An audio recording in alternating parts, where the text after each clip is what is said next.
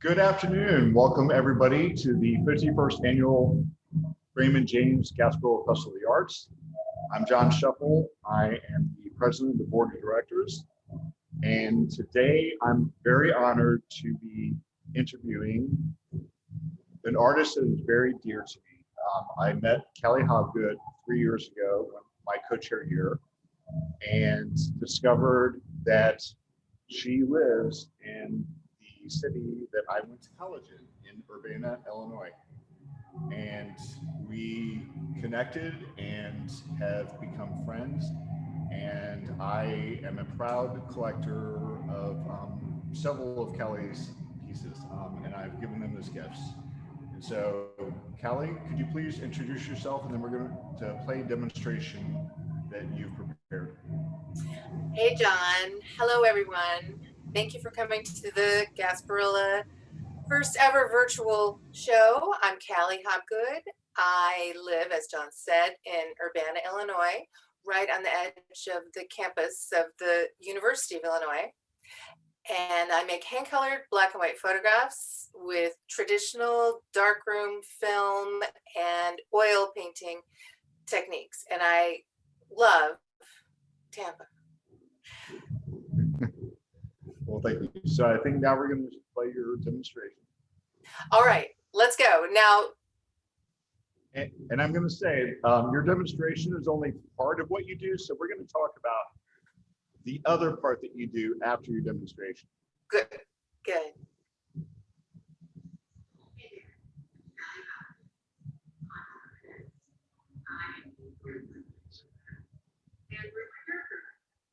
Favorite place I'm going to show you how I made my hand-colored photos. I shoot with a camera. Printing it with my marker on black and white using photograph. And that's what it's done. So I'm going to write them and pick on it. So now when it's done, and I'm about to write a song because it will go negative, which the light was, and the editor how wet, and the paper, which is pretty, but it works.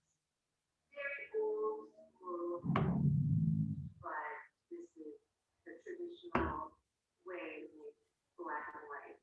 So we'll cut it. The image is of a bicycle. Many of you might have seen it and have it, but we're conditioned. So because this is a simplified process of how I typically print an image, you'll get the image. So that was about 15 seconds. Take paper and put it in first developer.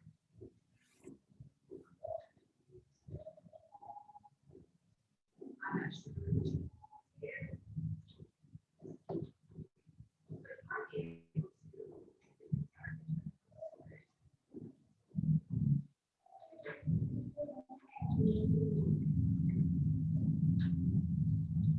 this is really bad developer. I have to say a lot, but it's smaller. I use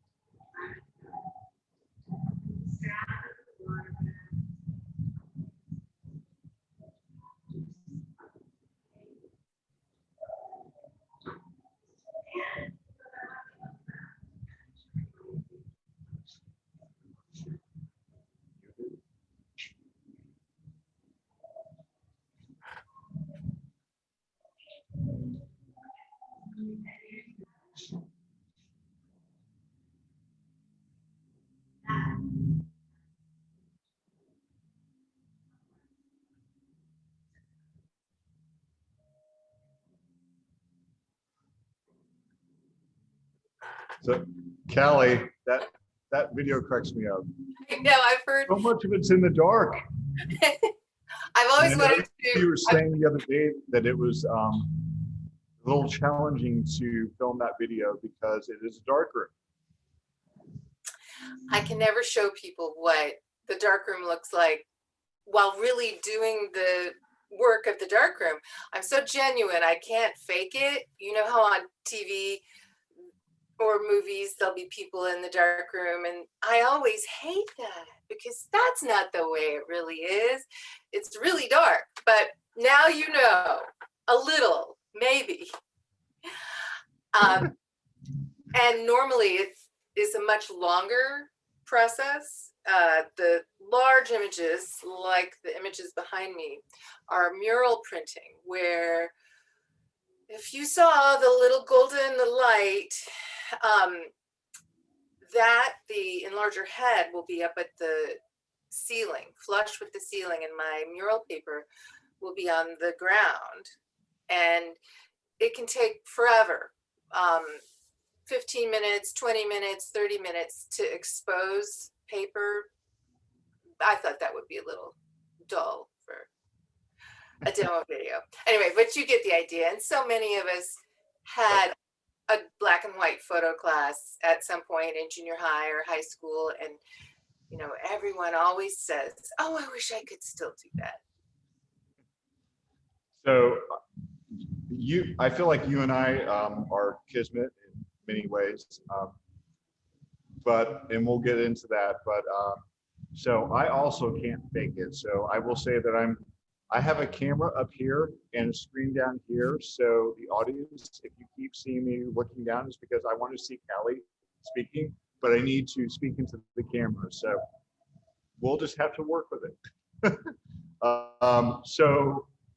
So Callie, that demo was only half the story, because you, I think, do something, you always apply it in photography, but I feel like you're really mixed media in a lot of ways, because all of your coloring is done by hand. I'm a photographer through and through. And this is a very traditional process. When I was a girl, my grandmother had family photographs from the turn of the past century hung in the hallway outside of my bedroom, and they were hand colored. You know, someone would have pinker cheeks, or the skyline or the grass would be green, very different from mine. But it was just a natural thing for me to think that you would add color to a black and white photograph. So I started to do that, but I used oils. I had a great professor who introduced that in like an 8-week part of her course. And I already was familiar with it, and I took it much further. Barbara DeGenevieve, who is no longer with us, she made huge images, you know, huge black and white prints, and would paint them. And I came up in a school at the University of Illinois where one of the other professors who chaired the department at the time, B. Nettles, is Know most, that name. yes. And I went to school there. she has a retrospective right now at the Cranon Art Museum, as a matter of fact. But she was most well known for her book called Breaking the Rules. So I believed her that breaking the rules of the traditional methods of photography was what we were supposed to do. I mean, it was the 80s. So anyway, I love the combination of the very high contrast black and white photograph. I have an hand colored black and white photograph. So I'll print in the darkroom, as you saw. And this is an example. I love this piece. I don't know if you can see it. A loaf of bread. Anyway, I'll make a lot of images and I bring them upstairs in my Ilford boxes. And then I sit in here and hand color. The reason I chose this as an example today is because out of many images, the blue of the light, the flashbulb is so different than, where is it? Than the black and white of the flashbulb. So in a simplified, like the darkroom video was very simplified, a simplified demonstration of how I do it. I'll hold it this way so you can see. And I would normally, this would be more involved, but I apply, and I'm using a Q-tip right now, although I use a lot of different things to apply the oil. And this is just artist oil. What is it? Artist oil. This is Gamblin artist oil. Straight oil with pigment and medium. Wow. Anyway, so I put it on the image. This is going to look messy, but I'm going to hold it up. I apply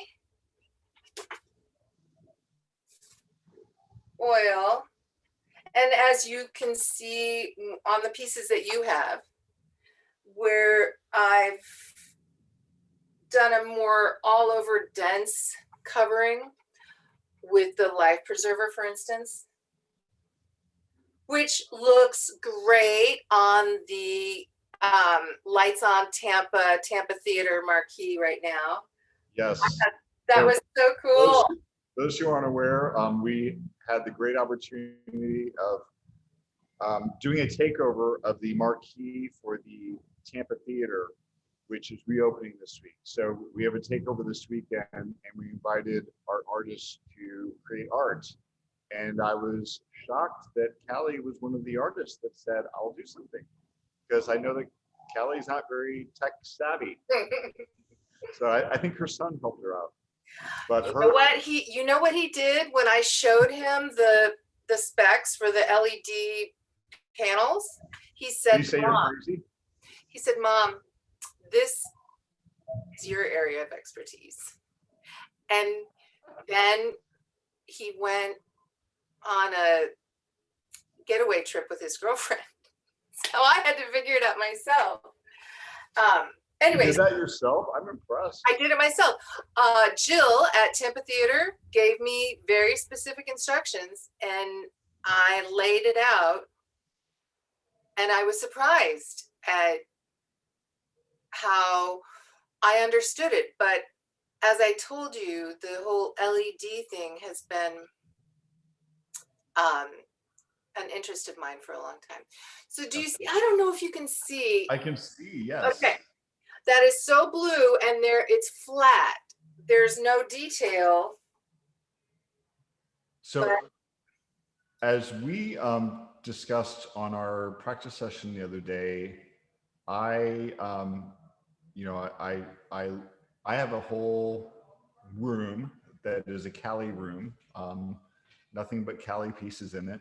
And I am a purchaser and a receiver. You've gifted me a couple items of some of your smaller pieces that I thought were reproductions. I didn't realize until our session that they are all hand colored. And I think that's quite extraordinary, and an amazing price point also for them being hand colored. Thank you very much. You know, here's a little interesting historical tidbit.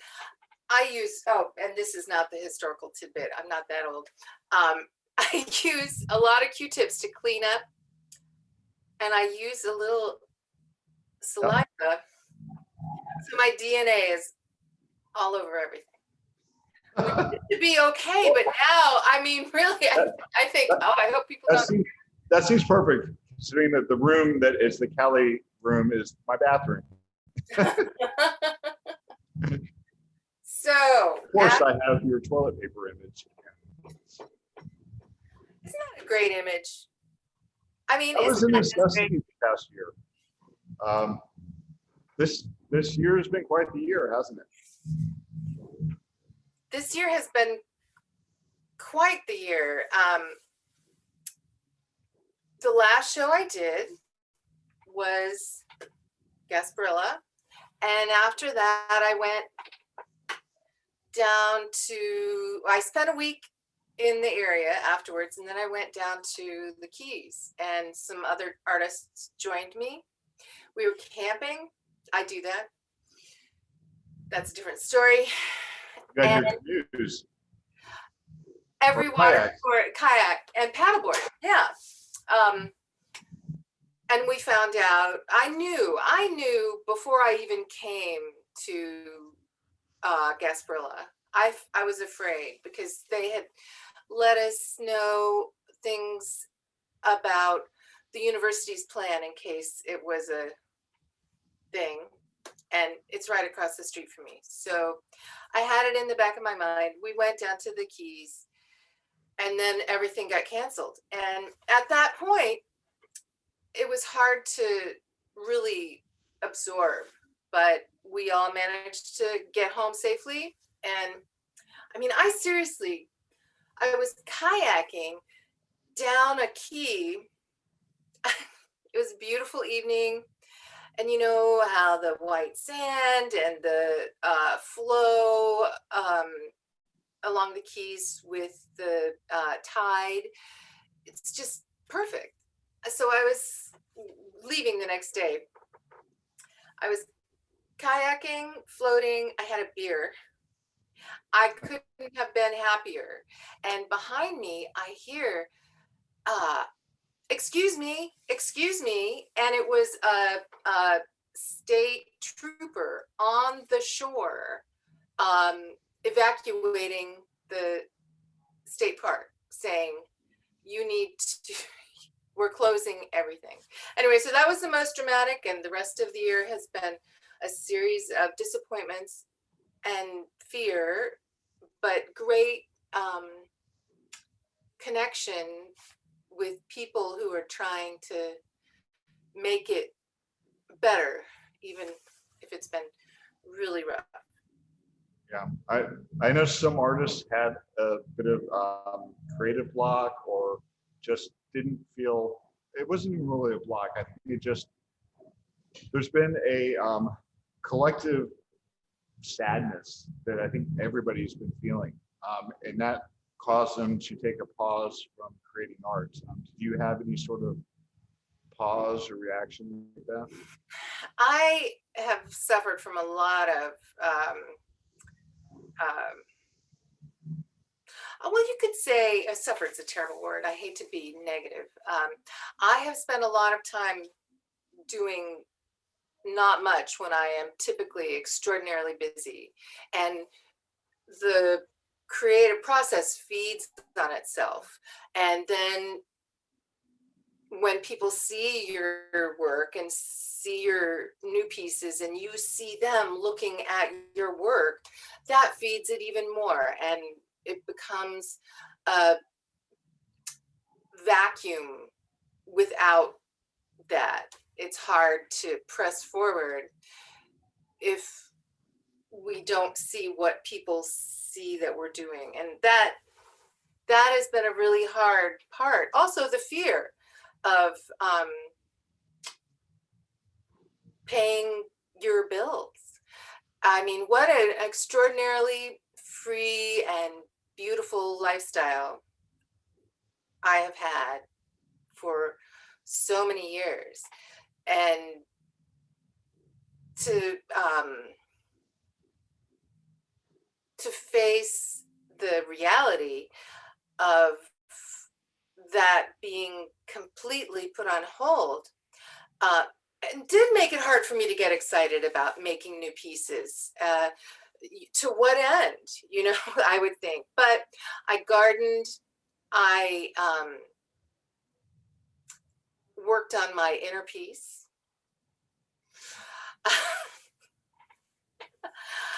I think my sense of humor has really improved. I really do. I think I must have been really uptight before, but now, okay, Not what I yesterday, saw. yesterday, a friend of mine who had to travel, had to fly, and she'd barely been out of her house all year long. And I was saying, well, maybe you should get some adult undergarments because she didn't. So she, it was like a 4-hour flight, and she did. And she took a photograph of herself just for her own reference and inadvertently posted it on Facebook yesterday. Oh my goodness. And I am, it's as if I've done 200 sit-ups from laughing so hard at that yesterday. My abdominal muscles are in recovery from the hilarity of that. And, a year and a half ago, I would have thought, I would have been appalled, but instead, I'm just cracking up. I think you might have your inspiration for your next piece. Yep.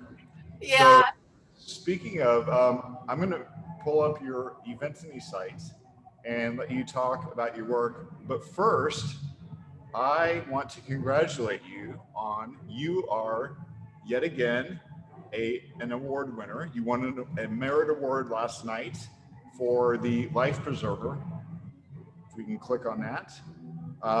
This is, I believe, your 4th year in a row winning a merit award. Is that correct? That is correct. And I'm pretty certain you are the only one that can claim that honor. I was so delighted to announce your award last night. I gave it to, so the juror picks the awards, but for the merit awards, it's traditional that the president and vice president pair up the awards with the sponsors. And my dear friend, David Rakowski, who owns Wellington Counseling Group in Chicago, he and his wife, who I adore both, that came last year for our 50th anniversary festival. And he had the great pleasure of meeting you, and you left an impression on him. And you also, we did sponsorship baskets, and you graciously donated a piece for the basket so that we could give sponsors a piece of original art. And I gifted David with your piece that you donated of the shirts. And so I paired up his award with you. As soon as I saw your name, I knew going in that if you were given an award, that was going to be the pairing.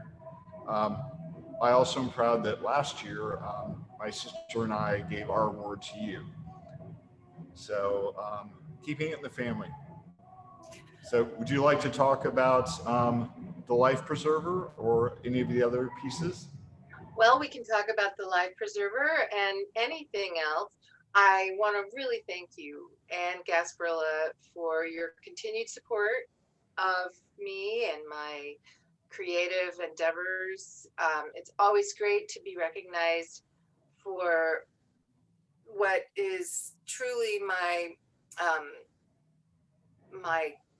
life's purpose. I can't understand what motivates me to continue to do these single objects, but they all have a story. The Life Preserver, I had a visual of it in my head, and I was hesitant to do it for many reasons. And when I shoot a piece, it means that I have to find the object and deal with the technical end of using a film camera to photograph it. But the whole idea of throwing someone a life preserver, or having a flotation device, especially right now, is so much more what that piece is about than the simple visual of it. But then again, the incredible contrast between the white and the bright red orange and the shadows. It's such a gorgeous thing to look at. At the same time, it has a significance that resonates in a more cerebral way as well for me. Yeah, this is one of the pieces I own, a smaller version of this, and it is the centerpiece, actually. And I look at it a few times a day, and it brings me joy. I love orange, I love color, and all of your pieces have different meanings to me. Would you like to talk about your piece that won an award last year? Because I think that's, I believe it's on your Immensity shop. Yeah, it is. The mask. The mask. Because that was prescient. It was. I had been wanting to do it. I think it came into my mind the previous September or October, and it was.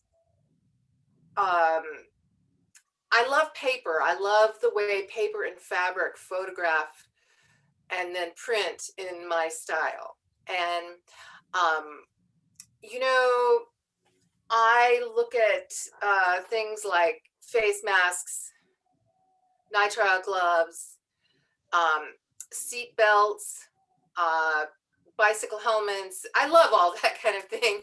I mean, I love to protect myself. And also, I have several paper images, the toilet paper, paper towels, manuscript, which is a stack of paper. I really love the way it looks. So anyway, I had the idea and I shot it and I did it. And when I arrived in Tampa for Gasparilla, I hadn't shown it. And I was hesitant because I thought it was such a hot button topic. And that was a year ago.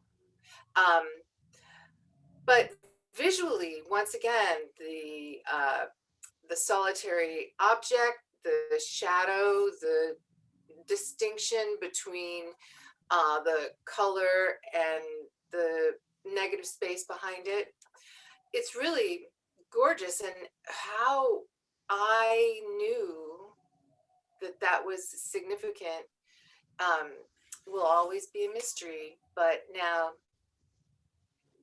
then when I got the award for that piece, I felt so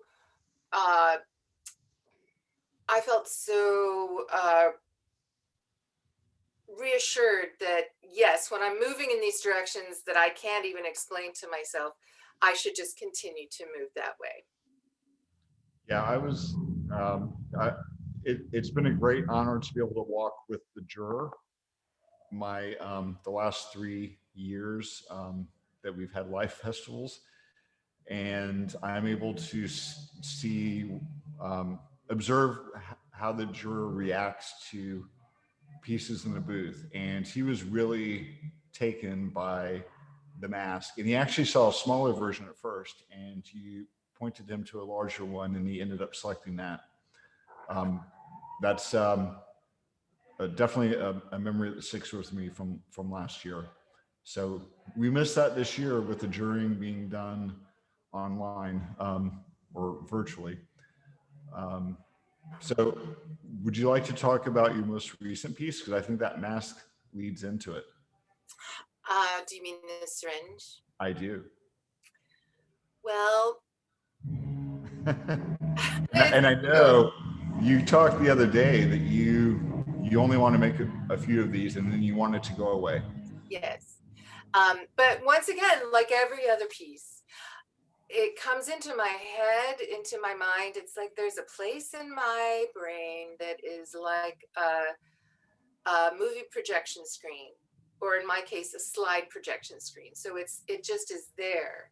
And once something comes into it and gets projected, it gets, I mull over things. And if they disappear from my imagination, then I don't do them. But when they won't go away, I do them. And that's what the case was with this. I first stepped back from it and thought, oh, Cali. And yet it wouldn't leave me alone. It wouldn't go away. And you know, many times it's an adventure that will turn me aside or make me run faster towards an image, just procuring whatever it is that I want to photograph. Usually things that are simpler are things that I own, you know, part of my life. But I did not own a hypodermic needle. And just talking to people to obtain one was, well, it sure was an eye-opener, you know? Anyway, I showed this to a friend of mine, the friend who actually posted the inadvertent Facebook photograph that I mentioned earlier. And I often run things past her because she's very, very clever, well-read, and I showed it to her and asked what she thought the title should be.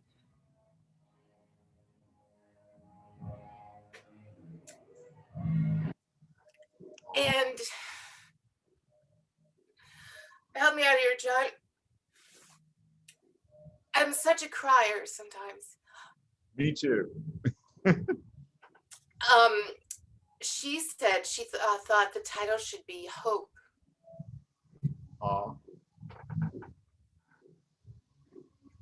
Anyway, I like that. I'm still very skittish about this. And like you mentioned, I hope that we can move beyond this. But I have some other new images. For me, it's very challenging to take this and turn it into something I can put online. You know, I have to scan it, and so. If you go scroll further down, I see a very vibrant blue bathing suit. Is that new? That's one of my very favorite images. That's my mother's bathing suit. I'm not kidding. Wow. I love this image. I don't make it frequently because it's really hard to do. But my mother, I look just like my mother, sound just like my mother. And when I was growing up until she passed away, our lives were very centered on our swimming pool. And she would have her swim cap, which is another image of mine, and her, you know, I don't know, Land's End practical woman's suit, and she would swim laps in that suit, and I love it. Just makes me happy, you know. After she retired, she and a lot of her friends had this water aerobics group called the Bunny Hoppers because the leader's name was Bunny Holzheiser. God rest her soul. Anyway, so all these women attached to the university, retired, would come over in varieties of this bathing suit to do their water aerobics workouts. And it's just all, there's nothing better than, oh, you know. I love it. I may have to add that to my collection. So we're almost out of time, but I want to ask you a final question. And the question is, do you have any wisdom to impart on any aspiring artists? And being that you live in a university town, I'm sure that you do. Strangely, my older brother and I are both, he's a musical artist and I'm a visual artist. And we come from a family of artists and theater people. And our parents always supported us. Always, I mean, there were times when they financially supported us as well, but we just kept trying and working until we found our fit, and never let people talk us into doing something other than what we wanted to do. That perseverance and passion are two things that I tell my young artist acquaintances. Just keep on doing it. Work all the time. It's like the 10,000 hour rule. You're going to be better each time you do something, and when you hit your stride as an adult, you can feel it and you know it. That's great advice. Callie, would you like to share your website and social media links? Well, sure. Outside of the Because we don't care if people buy on Eventsny or if they go directly to you. We want you to sell your work. So please share your information. All right. My name is spelled Cali like California, and that was not intentional.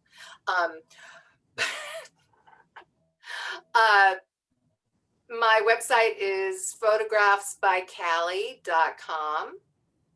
My Facebook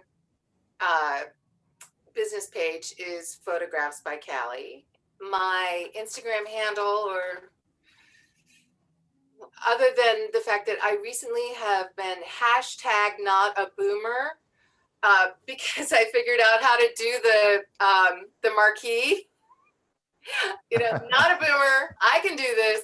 At Cali Hobgood. I think that I am inherently Googleable after all these years. Although, if anyone wants to get in touch with me and can't find me, you can point them towards me, Mr. Shuffle. Yes, I can.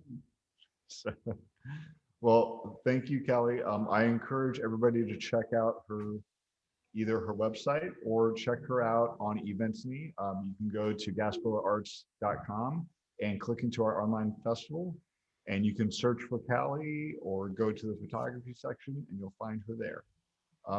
It's always a pleasure talking with you and corresponding with you, Callie. Thank you for taking time today to join us. And I love that you added a little live demo in addition to your video demo. So thank you. John, it's always great to visit with you. I miss you so much, all of you.